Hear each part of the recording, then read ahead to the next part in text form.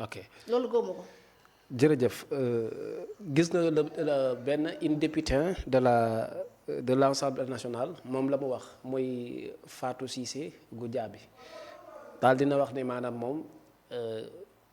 waruñu votel Abdourahmane Diouf au ministère de l'environnement naka nga jàngi kàddu yooyu parce que jàpp na ne peut-être xeetu war la wala dafay surfacturé au moment où premier ministre nee na day def ay vérification est-ce que moom tamit si le droit est dit dara mënu ko ci fekk parce que accusation la. normalement. moom de dañ ko war na jëlee moom Fatoumata Cissé Goudiaby. Fatoumata. Fatou Cissé Goudiaby. Fatoumata Cissé Goudiaby. J'écris son nom là pour ne pas l'oublier. Fatoumata Cissé Goudiaby. J'ai envie de lui dire que le Sénégal n'est pas une association. Waaw. Mais une république. On n'est pas dans une association, mais dans une république. Sénégal benn poignée de personnes moomuñu ko ba ñoom lu ñu bëgg loolu moo fi am lu leen neex loolu moo fi am. J'ai envie de vous dire ça, madame la députée. Dafa bokk madame l'honorable députée. Est-ce que justement vous méritez ce mot honorable député? Depuis quand le député sañ a ci li nga xamante ne si moo nekk les affaires de l'exécutif bay défier le président de la République naa ko dangaa war a limoger diw pour lan. Cheikh ci militant Pastef rek ngay dégg président jël décision ñu ne ko président lii du fi amee dëkk bi du seen moomeel dëkk bi bokk moomeel lu ñëpp ci bokk yam. Le président n'est pas le président de la République d'un parti, n'est pas le président d'un parti politique, n'est pas le président d'un poignée de personnes. N'est pas le Diomaye, n'est pas le président d'une entité. Il est le président de tous les Sénégalais. Il est le clé des institutions. Il tient la destinée de toute une nation. Je pense que loolu war na leer. Léegi Cheikh bu fi loolu amee un député de la majorité toog mu ni président dafa waroon limoger diw parce que diw léegi ñoom dama bëgg daal ñoom les affaires du parti politique passent avant l'état du Sénégal. Cheikh booy xool da nga naan ñii Sénégal ñor li mais seen bopp moo leen ñor ak seen leader ñoom daal li ñu bëgg mooy que ni moom waa ji lu mu wax rek loolu mooy dëgg mais pour les beaux yeux d'un seul homme ñu jël les affaires de l'état teg ko ci ginnaaw jiital ay bëgg-bëgg. mais les propos de Ayib Daffé pourra peut-être tout un peu tempérer parce que nee na ko le ministère le budget n'appartient pas au ministère waaye tamit Abdourahmane Diouf Sonko il l'a accusé à moitié ba dina ut ay li nga xamante ne moom mooy ay vérification kon ça peut tempérer. waxuma ci Ayib Daffé de. ci kii laa waxoon nag li mu wax. nga door a ñëw ci moom. voilà li kii wax loolu laa xam pare. maanaam moom de quel droit la ko juste constitution may. de quel droit la ko yoon may moom muy toog di proférer ay di défier le président de la République du Sénégal naa ko daga limite ba waxuma daal mu naan waaw day joxe ay ultimatum président. mais kii ci sensé la ko président waroon jël décret bu dee loolu noonu lay demee. jëlee ko décret jëlee ko fa mu toog war ki yow au moins ou pas ne waratoo nekk député à l'Assemblée nationale. parce que yow pencum ndaw réew ma nga nekk pour li nga xamante ni si moo nekk jafe-jafe askan ba mu fa tee bu dee diaspora nga fa nekkoon pour nga dem ci diaspora ba xool seen ay jafe-jafe nga indi ko pencum ndaw réew ma ba nga fa nekk la yow pencum ndawi askan wi lañu wax. yow ma fa nekk kon yaay ndawi askan wi ba nga demee da nga war a toog li moo nekk jafe-jafe askan wi mais parce que docteur Abdourahmane Diouf sa leader accusé na ko tuumaal na ko parce que docteur Abdourahmane Diouf wax na leen dëgg ça veut dire que mun leen ko digérer ngeen jël seen leader teg ko au-dessous de la nation. loolu noonu moo nekk léegi mu au-dessus de la nation du moins. loolu moo nekk loo xamante ne si warut a mën a nekk. Ousmane Sonko surtout l'état du Sénégal gis nga l'état passe avant tout les intérêts du Sénégal les intérêts du peuple passent avant tout. gis nga c'est pas la personne Ousmane Sonko qui compte. mais lu muy incarné mooy compter. man xam nga ñoom kañ la ñuy nangu lii quoi kañ ngeen di nangu ni c'est pas la personne de Ousmane Sonko di compte mais moom ci boppam li muy gérer mooy compter mais pour les beaux yeux de quelqu'un bëgg lu ko neex pour ngeen digga ni waaye yow tu es militante engagée wala tu es quelqu'un engagé dans le parti moo tax yéen képp ku d'accord ak seen leader rek ngeen bëgg koo dénigrer ngeen bëgg koo xat moo tax ma ne sànq il faut Cheikh ce parti là ñu tuddee ko UMAD mu nekk l'union des manipulateurs des accusateurs et des diabolisateurs. parce que mënuñoo dàqu ci dëkk bi même le président sa gars yi dañ koy weeji pour lan même le président de la République. président mooy def décret ñu taxaw te mën ko président lii du fi amee kii du jël fonction nga génn gis que kenn fii live naa loolu réglé naa ko loolu yoon la. le président taxaw wax def décret signature def promulgué xëy dindi ko parce que ñoom bëggee wuñ ko noonu mais pour lan depuis quand la ñuy menacer un président de la République depuis quand la ñuy lancer un ultimatum au président de la République je pense que Cheikh actuellement le président est défié et il doit justement prendre ses responsabilités alors la question que je me pose mooy où est l'intérêt national du peuple dans cette agitation populiste c'est la question que je me pose lan moo nekk intérêt national du peuple ci li nga xam ne moo nekk bi agitation populiste gars yi de xataraay bi tiit bi farte bi pour lan lañ bëgg au moins bu dee da ngeen a bëgg bokk 2029 loolu moom yaa rek a xam mais si le droit est dit il ne sera pas candidat en 2029 loolu bay bëgg nangu ko ngeen naan ndox te nangu ndoxul yàlla li topp mooy loolu question que je me pose mooy Cheikh quel est le plan de Ousmane Sonko pour sortir ce pays le pays dans ce marasme économique bi ñu nekk redressement ban redressement le presse le plan de redressement bi fi mu ko teg di nga ci ñëw sànq parce que ce plan de redressement la fi mu ko teg mu ne waa yow mi boo xoosee nga ñëw jox état d'arrêt la vidéo je l'ai enregistré mais yoratuma ko actuellement mais Cheikh comment un état sérieux Cheikh peut se reposer ci mandikat tooxkat ak mais pour décourager c'est des mesures de découragement ban mesure du benn mesure de découragement ils n'ont pas de stratégie pour développer cette raison pour laquelle ñu bëgg ko wekk ci ñi nga xamante ne si ñoo nekk les mandikat les tooxkat warut a mën a nekk mais la France ils font la même chose bàyyi lan France non te ñoo xam France dégage non une personne qui avait dit ça Guy Marius Sagna ñoom ñoo yem rek jërëjëf léegi ñu ñëw ci Ayib Daffé naka waa déglu rek ba léegi yow looy daw ci Ayib Daffé non man Ayib daw Ayib Daffé je suis en phase avec elle je suis en phase ci li mu wax mais dama may bàyyi ma ñëw Ayib Daffé li mu wax ça fait partie des trains qui arrivent à l'heure quoi bien sûr je suis parfaitement d'accord avec Ayib Daffé mais damay def sànq ma ñëw parce que là vraiment mon grand Ayib man je te félicite ci li nga wax parce que là aussi ça c'est du courage pour le dire et ce courage là je pense que tey le président moo war a taxawaay boobu noonu te gis nga tey face à ces dérives yi di xew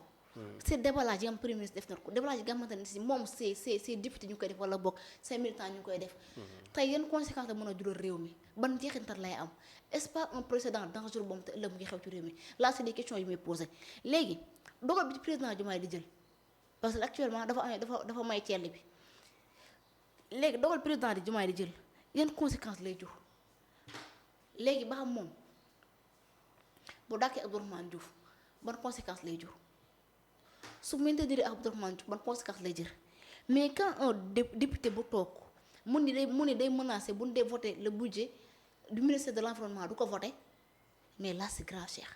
là c'est un dérive boo xamante man je pense que il faut l'arrêter mais c'est son droit gis nañ fi coalition bu Benno Bokk Yaakaar bi ñu bëggee def motion de censure wala Yewwi Askan Wi bi ñu bëggee def motion de censure sur Amadou Ba loolu lépp fépp loolu fii la ñu fekk ñun ñëpp Cheikh loolu bokkul de voter le budget bokkul Cheikh motion de censure am nañ droit def ko lànk ñi dañ ko duñ ko war am nañ droit mais voter budget pour le développement de ce pays nga ne yow da ngay bloquer dëkk bi menace de bloquer le pays pour lan est-ce que le président va céder ci li nga xamante ni si moo nekk les caprices de son parti est-ce que le président day woy justement di nangoo nekk un simple militant du parti Pastef et non le président de la République du Sénégal c'est des questions que je me pose damay laaj de ci laaj laa toog ba tey dama gën di président non damay demander kay affaire moom mooy bon Cheikh je ne suis pas manipulable tu es manipulé quoi non je ne suis pas manipulable dama ni est-ce que président day woy justement di bëgg a nekk un simple militant de Pastef topp ci ginnaaw Ousmane Sonko waaw ou oui ou non est-ce que président day séddee ci li nga xamante ne moo nekk les caprices de son parti le Pastef wala les caprices de son leader de parti damay laaj léegi Cheikh bu fi lii amee damaa gëm ni Cheikh dëkk bi dama soxla woon changement depuis loolu ñu ko yokku changement dëkk bi dafa metti il faut rek changement moom mii koo fekk mu naan day boole ko dëkk yow mënoo boole ko seen kër bëgg a boole ko suñu dëkk pour lan ku la bàyyi nga boole ko Sénégal mais est-ce que bu fekkee elle en a peut-être la preuve des accusations bi nga xamante Ousmane Sonko def na ko est-ce que bëggul wax ne rek maanaam moom ci boppam nañ def benn enquête parlementaire ci. bëgg def benn yow Abdourahmane Cheikh yow yaakaar yow Cheikh ku la bàyyi nga layal ko. mais Cheikh da nga jàpp coppa ci femme bi wala. dama koy layal non Cheikh déedéet yow tam nag. ma ne déedéet non bu ko layal déedéet Cheikh bu ko layal. non déedéet kon kii li mu dégloo wax ma dafa leer. maanaam dafa comme dégloo lancé da nga ni est-ce que da nga ni est-ce que déglul déedéet Cheikh bu ko layal non baal ma poser la question Waxal. rek baal ma poser dama la ne li ma wax c'est très clair dama la ne est-ce que moom li mu wax nii en tant que député gisul ne maanaam dañoo war a ibbi benn enquête parlementaire ci Abdourahmane Diouf. mais waxul loolu da ngaa texte bi mu bind da ngaa dégg mu ne l'ouverture d'une enquête parlementaire maanaam su waxoon loolu Cheikh ñun ñëpp dañuy d'accord maanaam moom en tant que ba mu dikkee ba mu gisee ni premier ministre wax na lii ba mu dikkee benn note mu ni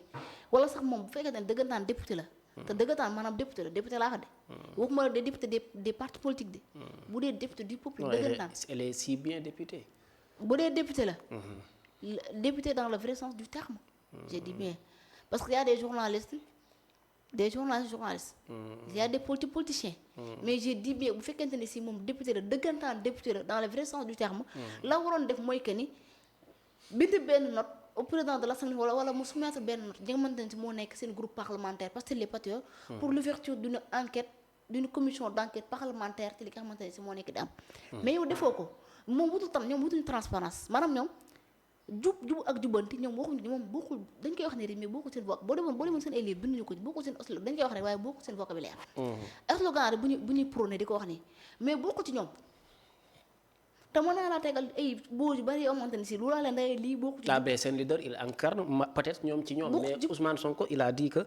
fukki dërëm ku ko lekk ci kaso bi nga jëm il a dit publiquement. waaw léegi yow ba dee Abdourahmane def si wala Abdourahmane dugg ci kaso boobu ba léegi. non il est en phase de vérification. waaw léegi comme day vérifier lu mu ciy wax Cheikh. mais il a dit comme leeru la que non il a dit que je vérifie moom loolu la wax. waaw léegi dafa njëkk wax ni. am na ci ko nga xamante ni si su facturation doon def fa mu nekk moo doon joxal ko yóbbu ko fa neen. ñu ngi xool ay mbiram léegi ñu ngi xool ay mbiram. léegi nag moom ba mu xamee ne day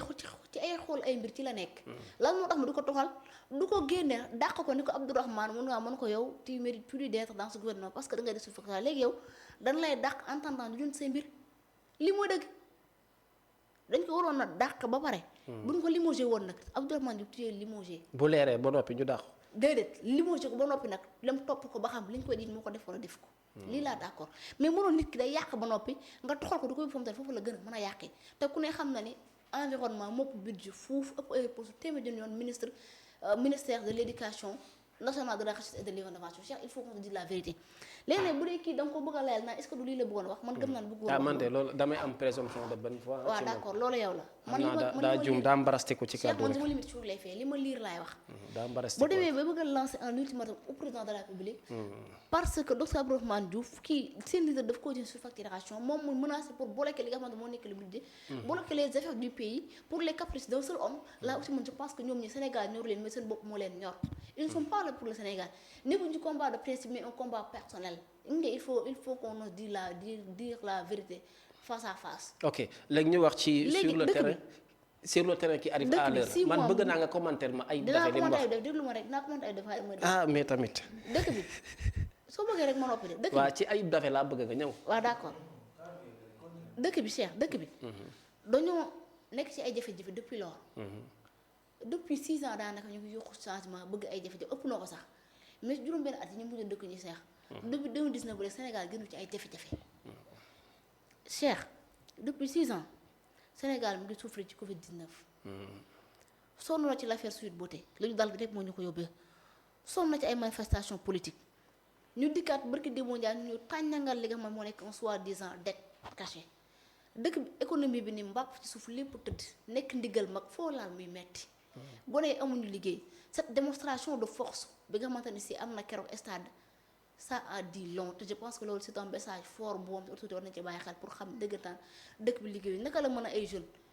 mën a nekkee topp am mbir une semaine xëy ñu gont topp di baagatee dama ko ñëw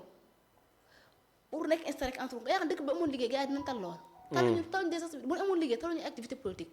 ñàkk am liggéey moo waral loolu ah mais les DG étaient là te am nañ liggéey léegi Cheikh il est temps je termine il est temps qu'on respire